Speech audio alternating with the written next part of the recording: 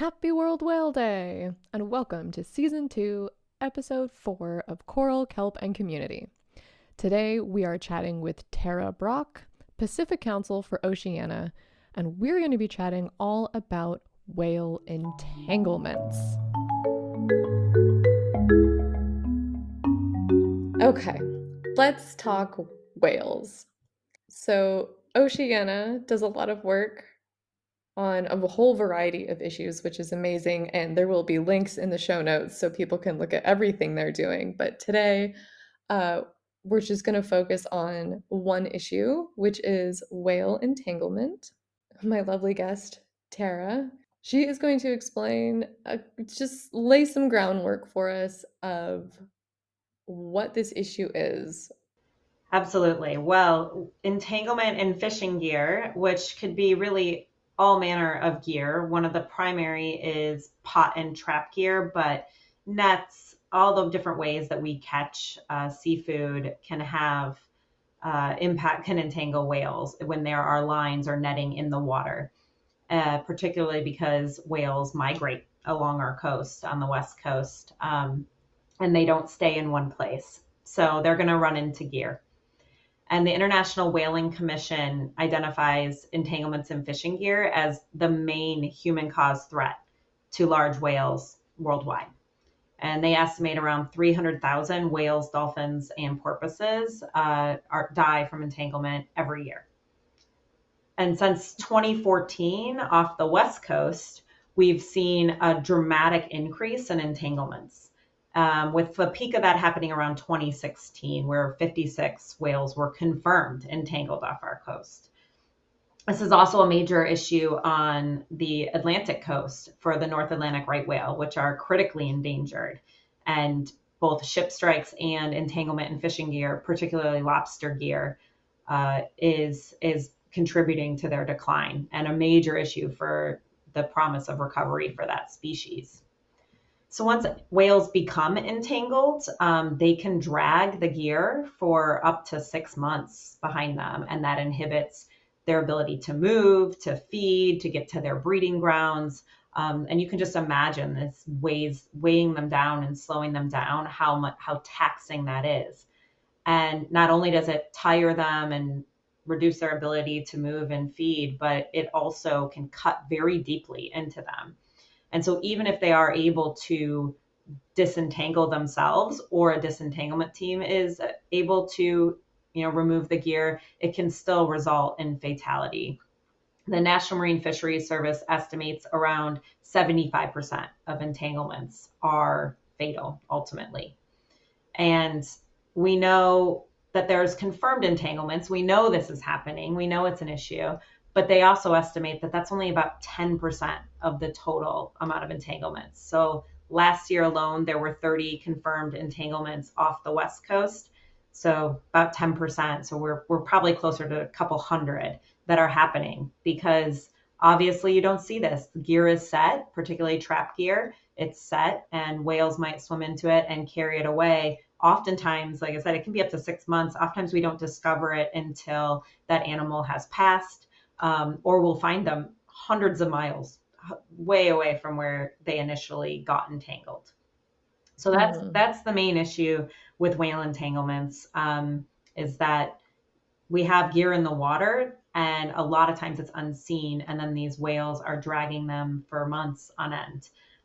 So there's some good solutions to this issue that we've been working on, which I'm sure we'll talk about more in a minute. But that's the kind of main overview, and it's a really, frankly, it's a tragic issue, because the pictures are devastating. You see these ropes cutting into whales, and also just, you can imagine the pain that they go through, and it's a very slow and painful death. I think it's interesting that you suggested this topic, because I recently have seen quite a few of these heroic acts of freeing whales from nets in my social media feed, just by coincidence. Um, but to provide a little perspective for listeners, which I didn't have until I saw these videos, these nets, some of them are massive. Like, we think, oh, whales are so big. What's a little, fishing net gonna do?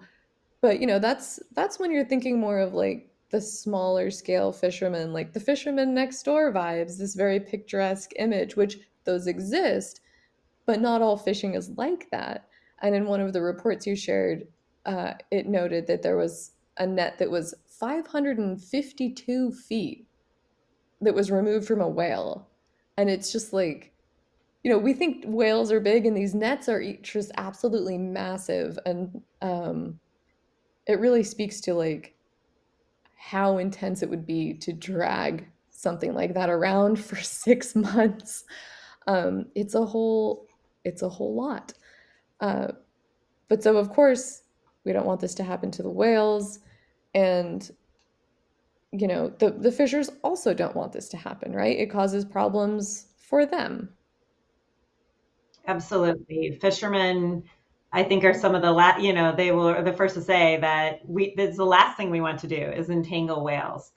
And Oceana, one of the things we have been doing along the West Coast is sitting on advisory committees with fishermen to try to come up with solutions that work for the fleet and for the whales. And so we have, those are varying levels of success, but absolutely, fishermen don't want to be entangling whales.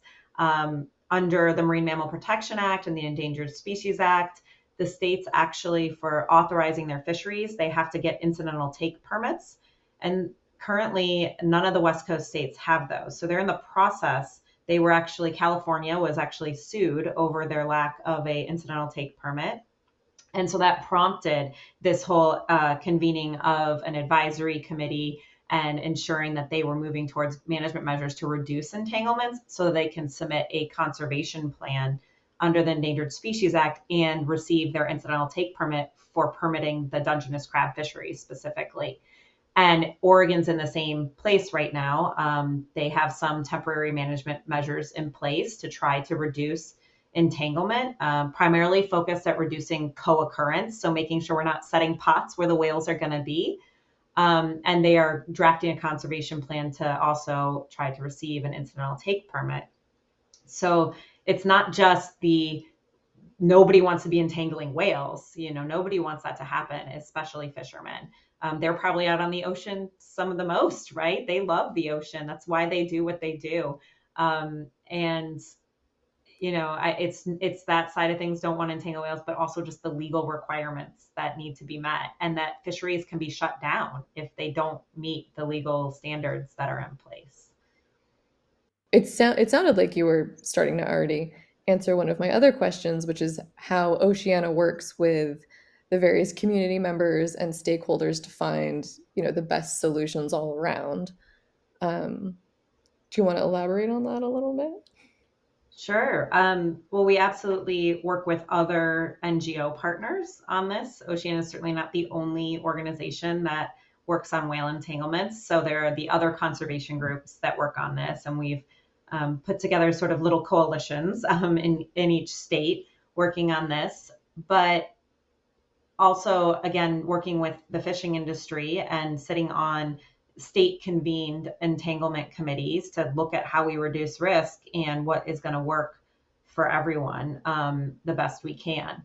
And we know really the best way to reduce entanglements, particularly in pot and trap fisheries like crab fishery. You think of the traditional crab pots, the conventional crab pots have a vertical line that goes to the surface. And so that is where whales get entangled. And so if we can remove those vertical lines in the water, we know that's a pretty sure way to reduce entanglement risk and almost eliminate it in most cases. So working with fishermen to actually test new gear that's being developed, and working with various foundations and the sanctuaries and others on testing of new gear. There's a lot of great gear development that's happened in other places. This is happening on the East Coast as well due to North Atlantic right whales, and in other parts of the world it's used. And it's interesting, actually, these systems were actually developed, I think, for more like naval purposes, like not actually for fishing, but as this problem has become more acute and people are recognizing it, they have been adapted to help remove that vertical line in the water. So there's still more testing to be done. And Some of the fleet certainly has been resistant to that. Change is, it can be difficult, it can be expensive, it's an unknown. And so there has been some resistance to this, but we just know that it's the path forward. So what Oceana has been doing is, California, as you mentioned, in particular, has a system right now where if there's too many whales in the too many whales. Well, if there's whales in the area, but there is a threshold. There's never too many whales. There's never too many whales. There are thresholds in place whereby if enough whales are sighted in the area, then areas close to conventional crab fishing. And one of our goals is to say, well, let's allow the use of these gears, these pop-up gears in those areas so that fishermen can keep fishing even when there's early closures, because we've eliminated that risk and we know whales can safely swim through when there's not vertical lines in the water. So that's one a potential path towards getting this gear in the water. Is we know already, as you said, that the whales are here at certain times of year. There's more risk of entanglement, so we need to close certain areas where we know they're going to be coming to feed, or when there's been high sightings. So allowing use of this alternative gear when the whales are present is hopefully a win-win for everyone because fishermen can keep fishing. Yeah, and I thought that that was a really, really cool idea because normally you have the crab pot at the bottom, and then there's that line that goes up, and there's like a buoy, right, holding it so that they can come back and get it.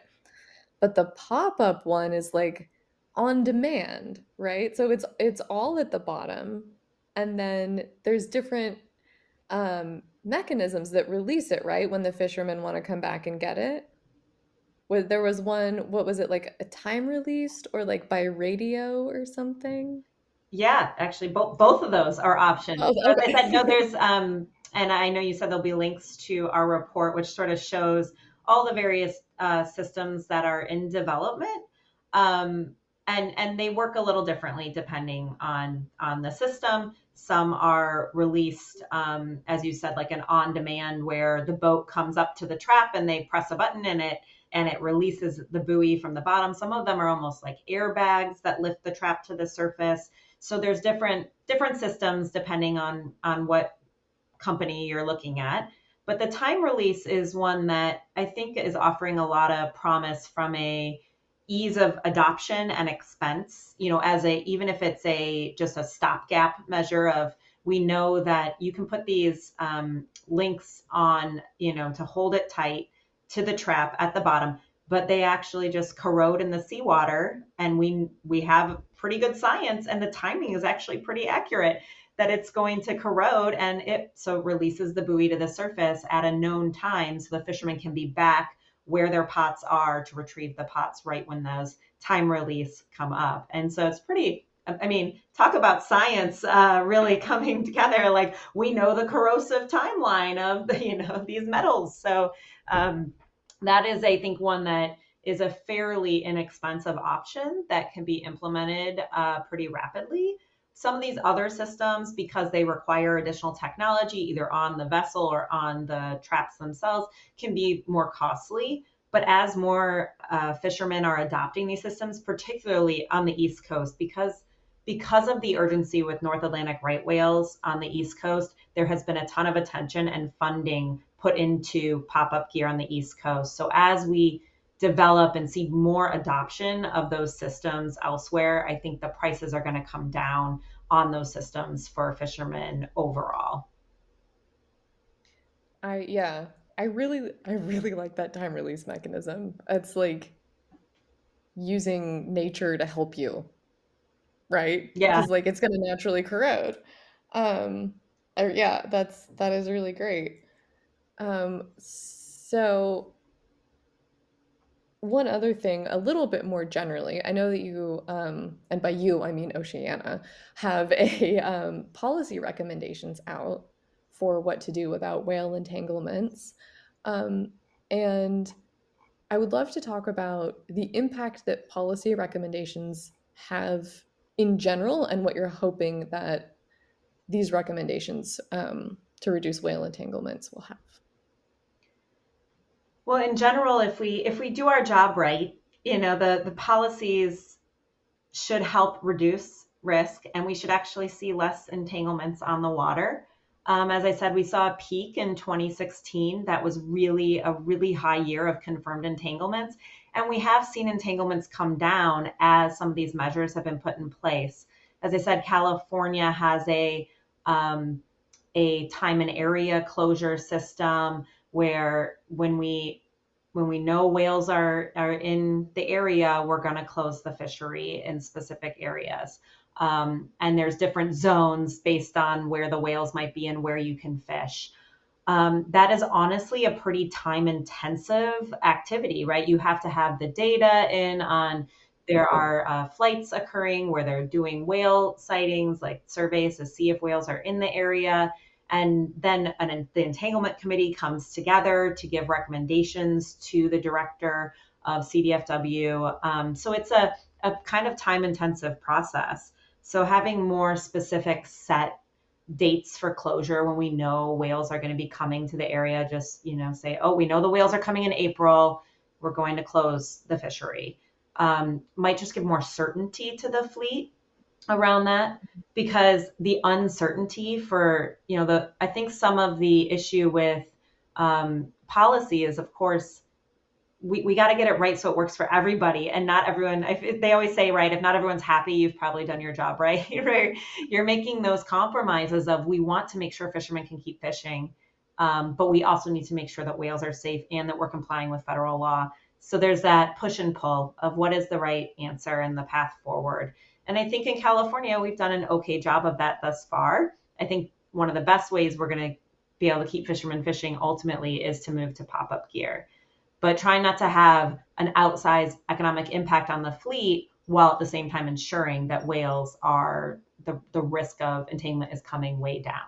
So we've seen some of that. And we know that with the 2016, the high spike, we had a lot of warm water that year that brought forage species in.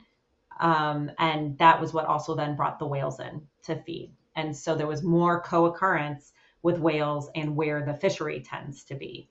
And so when we know those events are happening and those things are, we're probably going to see some more warm water this year. We know that that's probably a likely scenario. Whales are going to be coming further inshore and more likely to interact with the fishery because that's where they tend to fish. So I don't know if that fully answered your question on policy, but there's always the real world implications and trying to make sure you get it right, and then being adaptive as things move and change. The ocean's constantly changing, behaviors changing, and so we have to be adaptive as well. And then also making sure that there's certainty for people, both for conservation stakeholders, but also for fishermen and the fishery itself. Yeah, yeah. Most definitely. It is definitely a balancing act of meeting needs, whether it's the whales' needs or the fishermen's needs or the people that want to eat seafood. um, so on that note, how can our listeners be involved? How can they help? Well, there's many ways to help. We are constantly advocating right now, primarily at the state level, in California and Oregon, to get stronger, risk reduction measures in place and to really catalyze the adoption of pop-up gear. So we have ongoing work in both states, and you can go to oceana.org/whale safe oceans. That's oceana.org/whale safe oceans. And there are many ways to weigh in. We often have letters that can be sent to decision makers. That's a big part of our work, is making sure that the science and solutions are put in front of decision makers and that the public is weighing in to say that this is something we want to see. So if listeners are interested in learning more and seeing our whale entanglement report and other materials that have been mentioned, that's a great first step right there. Yes, and that will that will be in the show notes. So don't worry if you missed oceana.org whale safe oceans. Well, thank you so much for coming on the show and sharing the important work of Oceana. This is one of many, many issues that they address. And it was an absolute pleasure seeing you again. Definitely. I realized I failed to speak about one issue that if you want to cut back to it at some point, we Oh, could do yeah, that. yeah. Bring it up. Bring it up. Yeah. So one of the big issues with entanglements that we have experienced is attribution. We don't know a lot of times where the gear has come from. So gear marking is a major effort right now in all three West Coast states. There is some work to try to coordinate that at the federal level so that what each state is doing is, not going to impact what another state is doing, or they don't accidentally mark things the exact same way. So we have been advocating for better gear marking and line marking, because you can imagine if a whale is dragging these for 6 months, fishermen use all different types of line and buoys, and it can be very hard at times, or sometimes there's not a buoy attached. So it's hard to identify what fishery the gear came from. And that's a major issue when you're trying to look at management measures and policy if we don't know where and when the whales are getting entangled. But if you can attribute that to a specific fishery and even potentially a specific vessel, the vessel will hopefully know where they place that pot so we can know when that whale was entangled and where, and better address that. And that's been a major issue is actually attributing the gear entanglements to a specific fishery. Most times we don't know where it came from, and that makes it very difficult to implement management measures across the whole West Coast. And we've seen Oregon gear end up in Baja. We've seen, so they can drag the gear for quite a while. And so just because you see a whale entangled off California doesn't necessarily mean it's California gear. You can maybe make a better, a educated assumption about that, but it is very difficult to know for sure unless you can identify the gear. So that's a big part of our campaign, as well as just to get better gear marking, which won't in and of itself reduce entanglements, but it'll help us better refine our management measures and risk reduction down the road.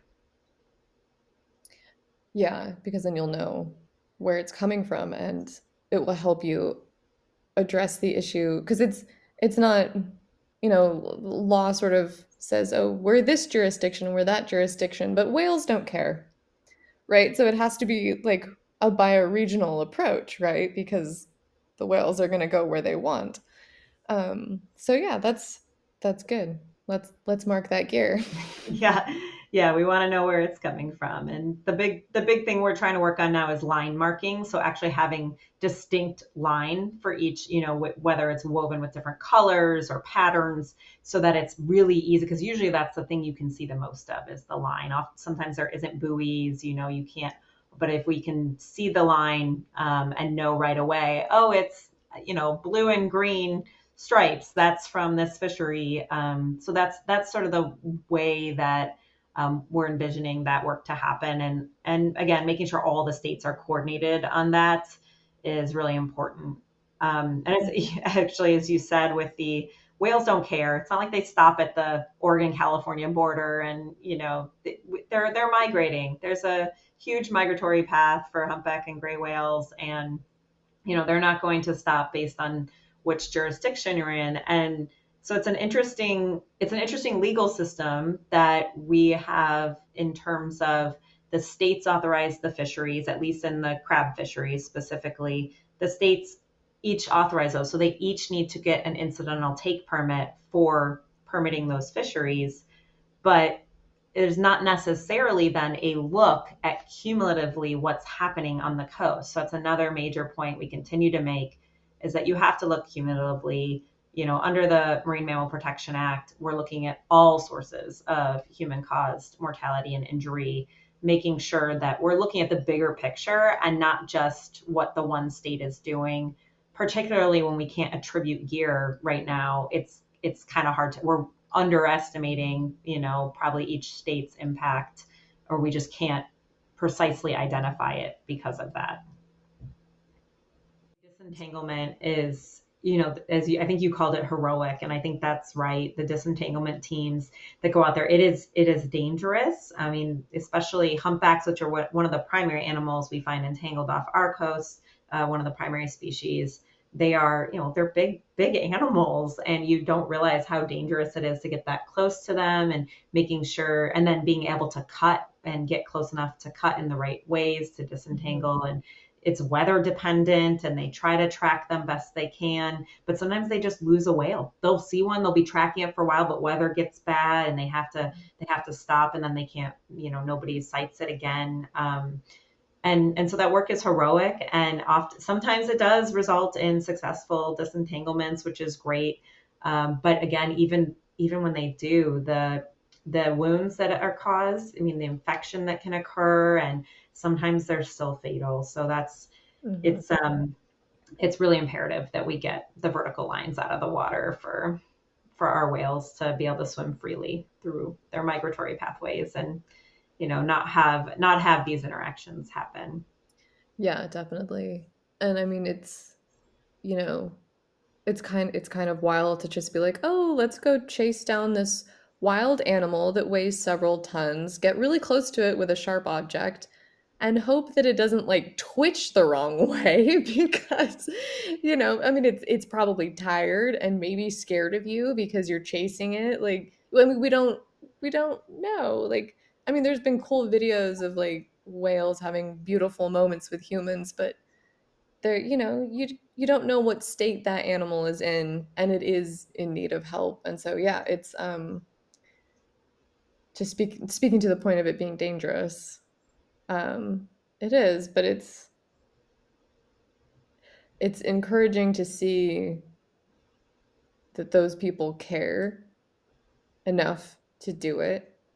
And it's great also to know that there are so many people who aren't on video working so hard to to prevent the need for those types of heroic acts.